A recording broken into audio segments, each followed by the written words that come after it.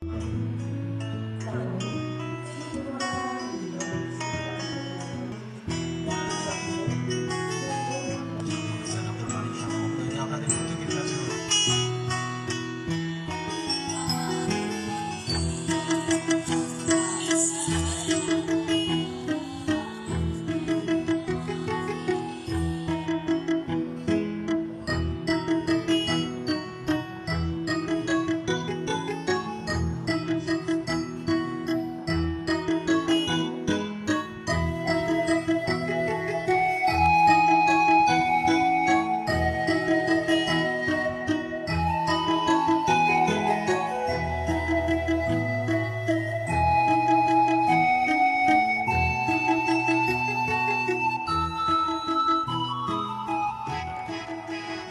মহারাজা বীর বিক্রম, যিনি একটা স্বপ্নদ্রষ্টা দূরদর্শী সম্পন্ন এক রাজা ছিলেন, আমাদের মানিক্য ডাইনেস্টির শেষ মহারাজা আমরা সবাই জানি। এবং উনি সবসময় প্রজাদের কিভাবে ভালো রাখা যায়, রাজ্যের কিভাবে উন্নতি করা যায় সেই বিষয়ে সর্বদা উনি সচেষ্ট ছিলেন।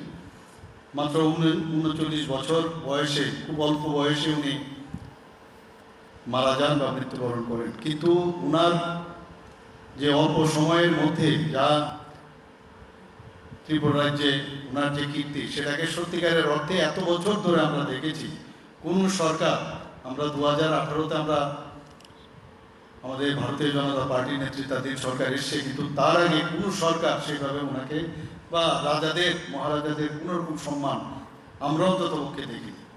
যে কাজ মানুষ করে যাবে তার মধ্যেই কিন্তু মানুষ জীবিত থাকে, এবং সেটা আমরা দেখতে পাচ্ছি যে মহারাজা বীরচন্দ্র মানিক্য বাহাদুর এবং মহারাজা রাধাকিশোর মানিক্য বাহাদুর এবং মহারাজা বীরেন্দ্র কিশোর মানিক্য বাহাদুর, এই পরপর তিনজনের যে উত্তরাধিকার সূত্রে যে মহারাজা হয়েছেন, শেষ মহারাজা ত্রিপুরা রাজ্যের মানিক্য ডাইনেস্টি, এমন সব কাজ করে গেছেন যে আজকের তারিখও আমার মনে হয় যে নতুন আঙ্গিকে এই আধুনিক ত্রিপুরা তৈরি করার ক্ষেত্রে উনি যা চেয়েছিলেন সেটা আমাদের ত্রিপুরা সরকার, উনার যে চিন্তাধারা, সেটাকে এখনো কিন্তু আমরা তার রূপকে বাস্তবায়িত করার আমরা চেষ্টা করছি এবং আমরা সেটা করব।